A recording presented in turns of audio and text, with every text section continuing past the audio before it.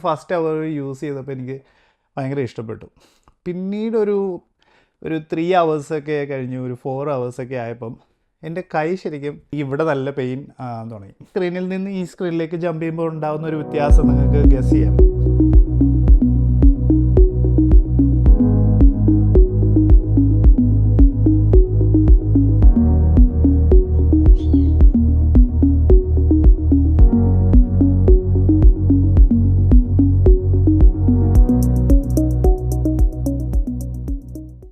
ഇപ്പോഴത്തെ ഏറ്റവും കൂടുതൽ ഹൈപ്പ് കിട്ടിക്കൊണ്ടിരിക്കുന്ന ഫോണാണ് എൻ്റെ കയ്യിലുള്ളത്, Z Fold 8. ഒരു ഫസ്റ്റ് ഇംപ്രഷൻ വീഡിയോ ആണ് കേട്ടോ, ഇതൊരു റിവ്യൂ അല്ല. എൻ്റെ കൈ കിട്ടിയിട്ട് ഏകദേശം ഒരു 5 hours ആയതേ ഉള്ളൂ.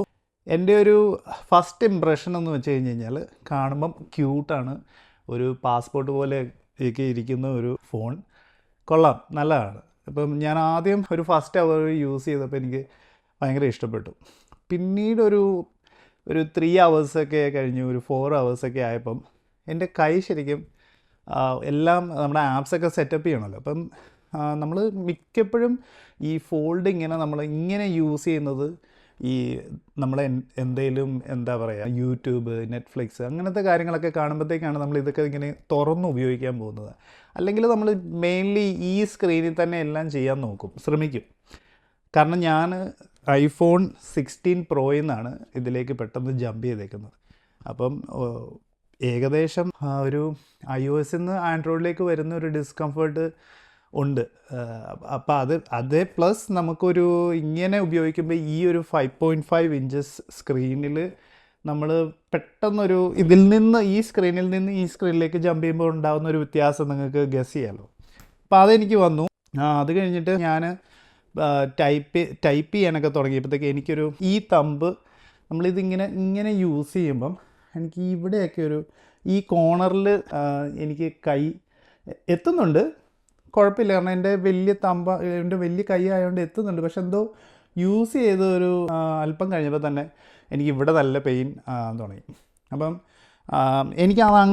എനിക്ക് ഈ 16 Proയിൽ, ഇത് Pro Max അല്ല കേട്ടോ, Pro Maxൽ നിന്ന്, അതായത് 13 Pro Maxൽ നിന്ന് ഞാൻ 16 എടുക്കാൻ കാരണം തന്നെ എനിക്ക് ആ വലിപ്പം വേണ്ട എന്നുള്ളൊരു ഇതിലായിരുന്നു.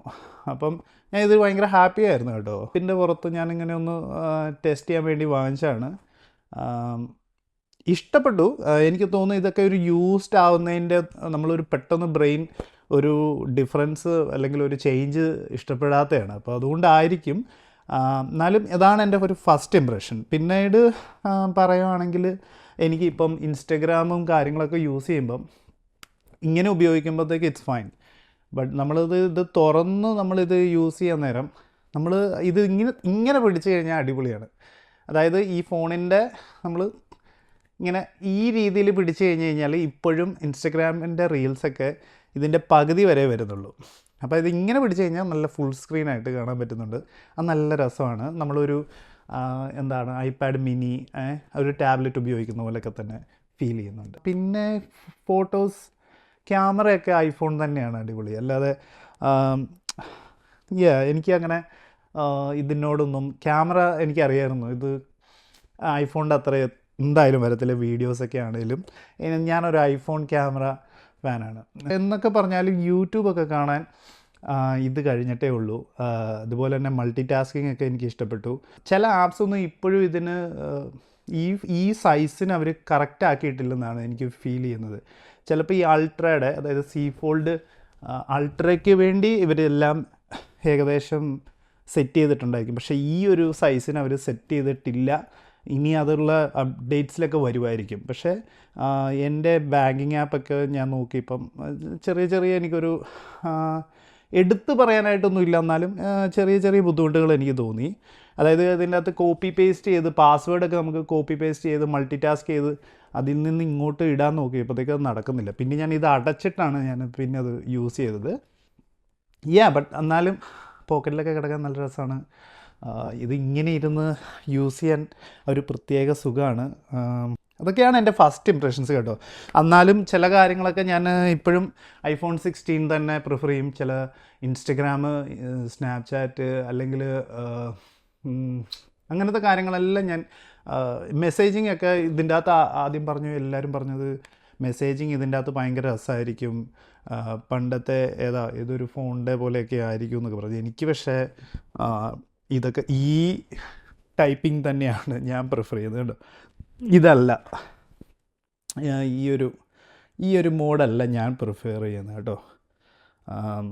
ചിലപ്പോൾ ഞാൻ യൂസ്ഡ് അല്ലാത്തതുകൊണ്ടായിരിക്കും, യൂസ്ഡ് ആകുമ്പോഴത്തേക്ക് ഞാൻ പറയാം. സോ വിത്തിൻ എ വീക്ക് ഞാൻ ഇതിൻ്റെ ഒരു ഫുൾ റിവ്യൂ ചെയ്യുന്നതായിരിക്കും. പിന്നെ എനിക്ക് എടുത്തു പറയേണ്ട കാര്യങ്ങൾ, നമ്മൾ iOS നിന്ന് ആൻഡ്രോയിഡിലേക്ക് വരുമ്പോഴത്തേക്ക് iOSലെല്ലാം നമ്മുടെ ഫേസ് റെക്കഗ്നിഷൻ കൊണ്ട് എല്ലാം ഓപ്പൺ ആകും. അതായത് നമ്മൾ ഫോൺ ജസ്റ്റ് ഇങ്ങനെ എടുത്ത് പിടിക്കുമ്പോഴേ ഫോൺ അൺലോക്ക് ആകും. ഇതിലെല്ലാം ഫിംഗർ പ്രിൻറ്റ് റീഡറാണ്. അപ്പോൾ അതുകൊണ്ട് എനിക്കൊരു ഇച്ചിരി ബുദ്ധിമുട്ടായിട്ട് തോന്നുന്നുണ്ട്. അത് ഞാനിപ്പോൾ ഓഫ് ചെയ്തിടാൻ പോവാണ്. കാരണം നമ്മൾ ഐഫോണിൽ നമ്മൾ എല്ലാം, അതായത് നമ്മുടെ ബാങ്കിങ് ആപ്പ് ആണെങ്കിലും എല്ലാം ഫേസ് റെക്കഗ്നീഷൻ കൊണ്ട് നമ്മൾ ഒരു പാസ്വേഡും യൂസ് ചെയ്യാതെ ഭയങ്കര ഈസി ആയിട്ട് വന്നിട്ട് ഇതിൽ ജസ്റ്റ് ഇങ്ങനെ കൈയാണേലും ഇങ്ങനെ വെക്കുന്നത് അതെനിക്കൊരു ബുദ്ധിമുട്ടായിട്ട് തോന്നുന്നുണ്ട്. ബുദ്ധിമുട്ടെന്നല്ല, ഇതെല്ലാം ഒന്ന് യൂസ്ഡ് ആകാത്തതുകൊണ്ടായിരിക്കും. ചിലപ്പോൾ ഞാൻ ഐഫോൺ ഇപ്പോൾ ഉപയോഗിക്കാൻ തുടങ്ങിയിട്ട് ഒരു 3-4 ഇയേഴ്സ് ആയി. 3-4 അല്ല, ഒരു 8 ഇയേഴ്സ് ആയി. അപ്പോൾ അതിൽ നിന്ന് മാറേണ്ടേ ആയിരിക്കും. അതുകൊണ്ട് നിങ്ങൾ നിങ്ങളുടെ റീസെർച്ച് ചെയ്തിട്ട് നിങ്ങൾ ഈ ഫോൺ വാങ്ങിക്കുക.